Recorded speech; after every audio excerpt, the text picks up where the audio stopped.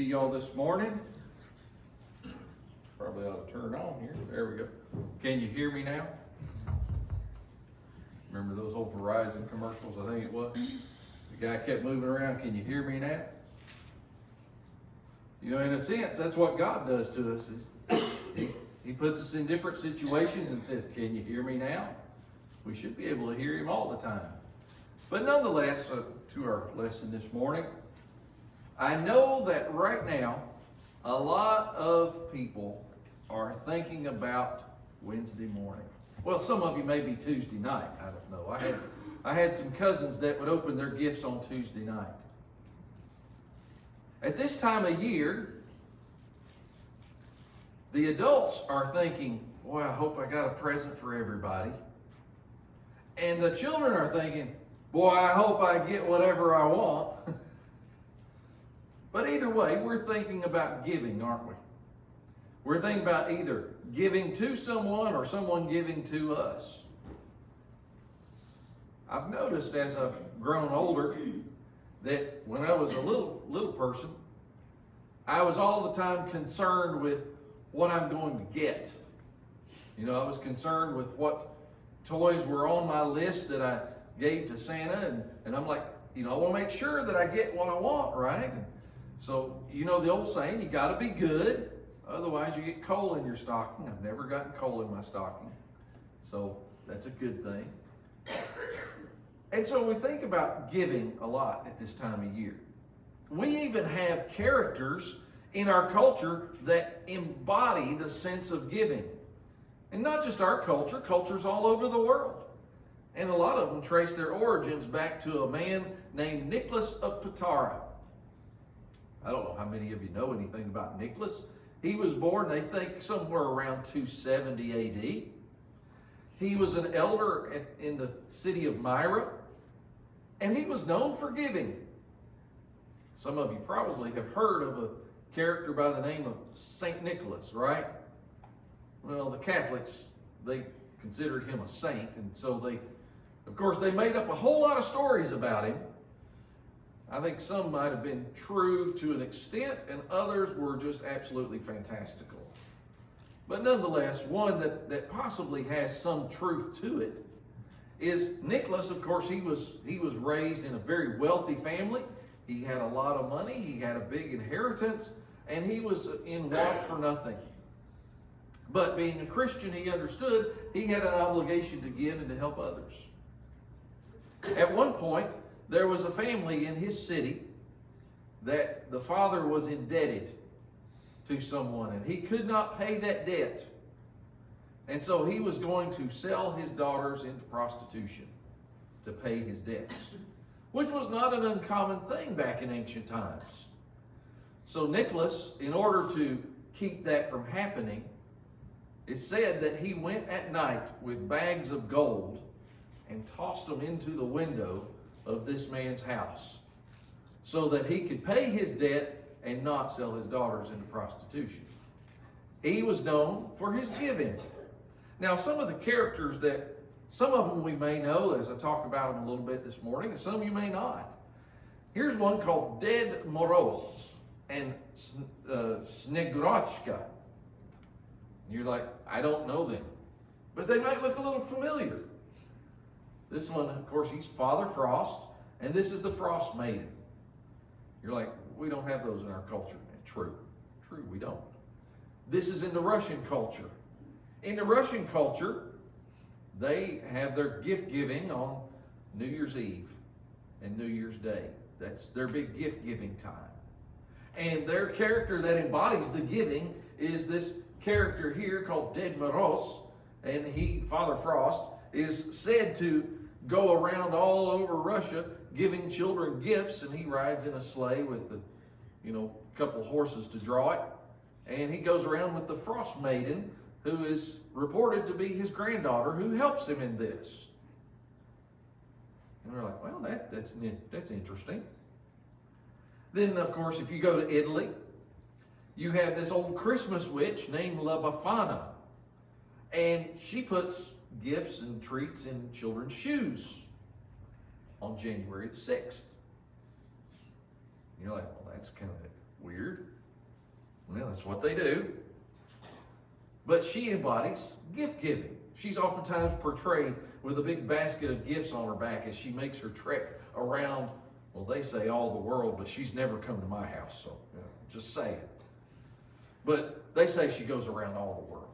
But she goes all over Italy, right? This is their custom, their tradition. And then, of course, we have the Dutch. They came up with one called Sint Niklaas and Sinterklaas. And, of course, Sinterklaas, they have him, and he's a tall, thin, bearded guy. Almost looks like a priest of some sort. And the idea is that he went around and he walked around and gave gifts to children. Well, the Dutch immigrants came to America and they brought some things with them. And they brought a character by the name of Santa Claus, whom we're familiar with, right? And he's closely related to Father Christmas of the English. Incidentally, in case you're wondering, Santa Claus came first, Father Christmas came after. But all these characters embody the sense of giving. The reading that Tommy read for us just a little bit ago in Acts chapter 20, verses 32 through 35, which, by the way, I want to make a disclaimer. I hope y'all are comfortable because this is a very long lesson. You feeling good? That's why I broke it up into two parts. We're going to finish it tonight. Tommy, well, you were getting worried, weren't you? No. This morning I want to talk about, and tonight, I want to talk about being a giver. In Acts chapter 20, we find here that Paul, as he has been talking with the Ephesian elders, I'd like for you to just go ahead and open your Bibles there for just a moment. And Paul has been talking with the Ephesian elders, and he has been giving them some parting advice. And I think it's fascinating that some of the advice he gives them has to do with being a giver. You'll notice he has already talked to them about some of the things that are going to happen. He said, from among yourselves, some are going to rise up speaking perverse things to draw away the disciples. He said, therefore watch and remember that I did not cease to warn everyone night and day with tears. And so now after he has given them this warning, he says, but I want to commend you to the Lord and the word of his grace. I want you to covet no one's silver or gold. I want you to know that I want you to know that these hands have provided for my necessities and those who are with me. He says, I've shown you in every way by laboring like this that you must support the weak. And then he calls to mind their attention back to the words of Jesus where he said, it is more blessed to give than to receive. Now, as adults, we understand this, right? As adults, we get to a point where we actually enjoy giving our children gifts, and we look and we're like, we love to see the look on their faces when they receive gifts on Christmas morning. Or maybe a birthday or something like that. And we just enjoy the joy on their face, right? Felice just had a birthday recently. She hit the big 1-2 on the 17th. And she woke up on the morning of the 17th, and in the living room of our house, there was this big, pink, 26-inch bicycle. And I just enjoyed watching her face as she looked at it. We didn't have it wrapped up. That'd take a lot of wrapping paper, and that's a hard job, but we had it parked, and she could see it. And there was joy in the giving, wasn't there? Now, she probably had joy in the receiving, the joy in the getting, right? But I want to tell you, as many of you understand, there's actually more joy in the giving. When you get things, that's great.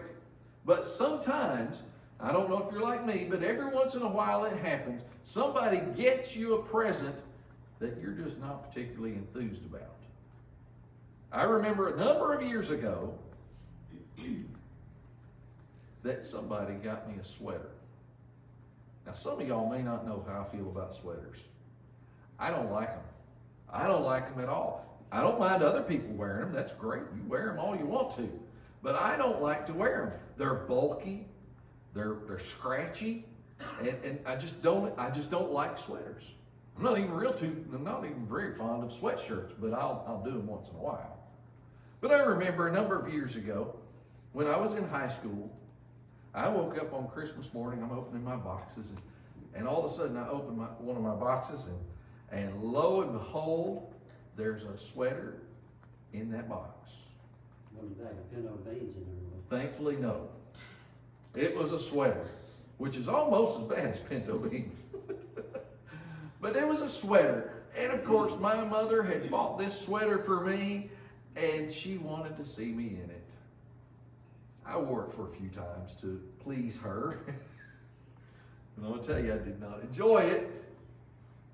Sometimes you don't enjoy the gifts you're given. Maybe you get a mug when you're expecting something else. I don't know. But sometimes you don't enjoy the gifts you're given. But you see, Paul gives us the formula for what it takes to become a giver. It's not always easy for us to develop into being a giver, but we need to be givers. As a matter of fact, the Bible talks a lot about being a giver. The Bible mentions about the Macedonians, how they were such good givers. Those at Corinth were givers. And of course, he commanded those in Corinth to give. He told the Galatians to give. You know, all throughout the Bible, we're told it. And it even says, God loves what? A cheerful giver, right? God loves us to be a giver. You'll notice Paul, in talking to the Ephesian elders, he gave them these 4 steps to be a giver. He says, first of all, give yourself to God and to His Word. Secondly, do not covet. You see, coveting is that idea that robs us of our joy. It robs us of our joy of giving. It robs us of our joy of getting. It just robs us of our joy. He says, work and provide for yourself. He said, that's pretty important. He said, when you do that, then you can give freely. And he says, give to support others. Now, he didn't use it in those words necessarily, but I want us to take a look at each of these point by point. We're going to start with the first couple this morning. First of all, give yourself to God. You see, before we can truly give to others, we need to give ourselves to God. In 2 Corinthians chapter 8 and verse 5, you'll notice here that the Bible says, talking about the Macedonians, he says, and not only as we had hoped, but they first gave themselves to the Lord and then to us by the will of God. Now, if you'll notice there in 2 Corinthians chapter 8, as he talks about the Macedonians, he says they gave abundantly even out of their poverty. They were not wealthy people. There's a very good likelihood that many of the congregation in Macedonia may have even been slaves or peasants or the poor. And they just didn't have much. He says, but they gave over and above and beyond what we expected. Have you ever met somebody like that? Somebody who just gives and gives and gives, and you start to think, how can they do that? My mama, who is now 94, when we were visiting her last week, she was talking about how she used to have gifts for all the grandkids and the great-grandkids and the great-greats, and I think she may be down to 3 greats now. She's got a lot of grandchildren, y'all. As in, I know she gave numbers, but I've got so many cousins, I don't even know how many I have. I've got somewhere in the neighborhood of 60 first cousins. It's a lot of family, right? Mama would get gifts for every one of us when we were younger. And these were not just, hey, I'm going to get all the boys this same thing and all the girls this. She gave thoughtful gifts, as in things that we actually liked. She was a lot like the Macedonians. Mama was not wealthy, but I don't know how she could afford all those gifts. I don't know.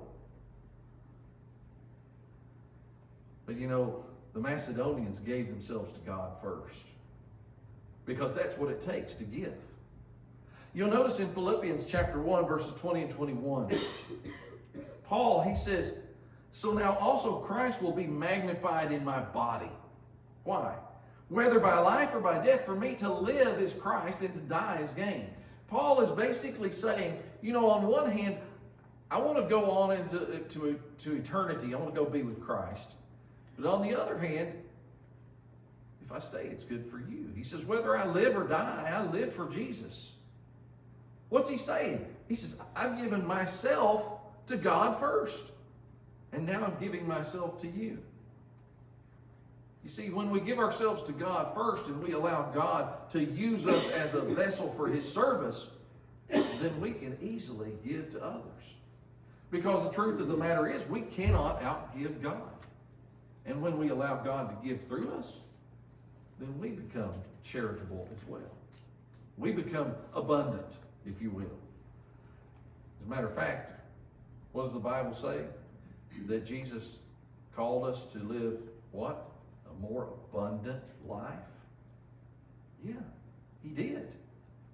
You'll notice, Paul says to Timothy, he says, I want you to be an example to the believers in word, in conduct, in love, in spirit, in faith, in purity. What's he saying to Timothy? He says, what I want you to do, Timothy, is I want you to give yourself to God. And when you do, then you're going to be an example to the believers in all these ways. Now, what does love do? God showed us what love does. For God so loved the world that he what? Gave his only begotten Son. How did God show his love? He gave. How does God show his love? He gives. When we give ourselves to God, then we become givers. But not only do we give ourselves to God, but we have to learn to not covet. Now, covet is not a word that we use on a daily basis, probably. Sometimes we might think of covet as, just one of the 10 commandments, thou shalt not covet, right? Well, the Bible has more to say about covetousness than just thou shalt not covet. In the Old Testament, the Bible talked about, don't covet your neighbor's wife, don't covet your neighbor's servants, don't covet your neighbor's animals, don't covet your neighbor's house, don't covet, don't covet, don't covet. What does covet mean? Covet means to have a strong desire such that you would take it if you could. It's the next step to stealing, y'all.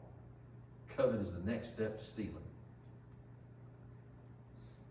Notice what Jesus says in Luke chapter 12. He says, take heed and beware of covetousness, for one's life does not consist in the abundance of the things he possesses. We live in a country where things are put out as the end-all be-all, right? A lot of times when people meet one another for the first time, what do? They start talking and they'll ask each other, well, what do you do for a living? And then, maybe you're talking to somebody and you say, the other person says, well, I'm a doctor. What do you normally think of? Oh, you must make a lot of money, right? Or maybe we meet somebody and, maybe we're out there and we notice their car. We look at their car and they're like, oh, wow, look at that. They've got a big old Lincoln or a Mercedes or something like that. And we start thinking, oh, wow, that's so grand. Folks, it don't matter whether you're driving a Mercedes or a Ford or a Chevrolet or whatever. You could be driving a Yugo for all I care. It doesn't matter, right? Because your life is not valued based upon the things that you possess. You can have a big house, you can have a small house, you can have no house. It doesn't matter. You can serve God in all three. But he says, I want you to beware of covetousness. Now, let's think about the context of this. If you go to Luke chapter 12, you'll find here that Jesus has just been asked by two brothers to settle a dispute. And the dispute is an inheritance. And they said, Master, can you make my brother share the inheritance with me? Right? And he says to them, if you look there in verse 12 or verse 15, it says, and he said to them, to both brothers, take heed and beware of covetousness. You see, the one brother, he was covetous in the sense that he didn't want to share, and the other brother was covetous in the sense he wanted to make his brother share. They were both guilty. He says, don't covet. In Hebrews chapter 13 and verse 5, the Hebrew writer says, let your conduct be without covetousness. Well, what does that mean? He says, be content with such things as you have. Now, I don't know about y'all, but sometimes that's hard to do, isn't it? Sometimes it's hard to be content with what you have, because maybe what you have isn't of real high quality at the time. It happens. You know, Richard, if I sit down and all I've got to eat is a bowl of pinto beans, I need to be content with what I have, right? But I'm going to tell you, I'm going to be thinking this could be lasagna, it could be hamburger, it could be steak. Folks, I'll take a hot dog over it. I'll even take an uncooked hot dog over it. You know, roll out the Spam. I mean, you know. But if all I've got to eat is pinto beans, I need to learn to be content with pinto beans. Right? I don't need to be coveting Richard's hot dogs. Or whatever it might be. He says in Ephesians 5 and verse 5, Paul said, for this you know. What's he say? No fornicator, unclean person, and then what's he say? Covetous man. No fornicator, unclean person, covetous man who is an idolater has an inheritance in the kingdom of Christ and God. Wait a minute. What did Paul say? He said coveting is just as bad as fornicating and being an unclean person. Why? What does he equate covetousness to? Idolatry. Now, in our country, you know, there are some people who will actually put up, you know, these idols and worship them, but not a whole lot. In our country, we tend to worship things like houses and cars and sports figures and famous people and things like that. That's what we worship in our country. But you know what? That's covetousness. We don't need to do that. There in Acts chapter 20, Paul said, you know that when I was with you, I didn't covet any man's gold or silver. Why? He says, because I worked with my own hands. I provided for myself. Now we're going to pause here. We're going to take up this evening and finish the rest of this. But I want to think where we are right now. I want you to think about this. Just these 2 points at this point. Number 1, give yourself to God. And number 2, do not covet. You realize God has blessed us with so much? In this country, even our poor are considered wealthy all over the world. It's true. You know, I would say probably at least once a week, maybe more, I get requests from people all over the world wanting me to send them some money because, you know, in their mind, we're wealthy. Years ago when I went to Russia on a missionary campaign, and I remember I was talking with some people, and they just wanted to find out what Americans were like, you know, because I was probably one of the first Americans they'd ever met. And so we're talking, and they said, I remember one time the girl asked, she says, you know, I heard that all Americans have cars. And that's a big thing for them because, I mean, it cost a lot of money to get a car over in Russia at that time. I mean, it would cost years and years and years of their salaries, okay? She said, I heard that all Americans have cars. Is that true? I said, no, it's not true. Not every American has cars. She said, do you have a car? I said, well, I have 3 of them right now. She's like, you have 3 cars? I said, yeah, but it's not what you're thinking, because, you know, you could see it in her face. She was like, you mean you are that wealthy? You have 3 cars? I said, it's not what you're thinking. I said, I only paid it, you know, a couple $100 for one, and I paid $800 for another, and the other one I got for $50. That didn't help, y'all. Because over there at that time, you could live for a month on $10. To her, I was a multimillionaire. A billionaire maybe, I don't know. God has blessed us tremendously. But the biggest blessing that God has given us is the opportunity to become His child. Now, I know most of us here have already done that. We've already obeyed the gospel plan of salvation. We've acted upon our faith, and we've repented, and we've confessed, and we've been baptized. But if you haven't, don't let it slip away. If you need to come back, God's always willing to take us back because He is full of mercy, He's full of grace, and God is a giver. If you need the invitation this morning, won't you come while together we stand and while we sing?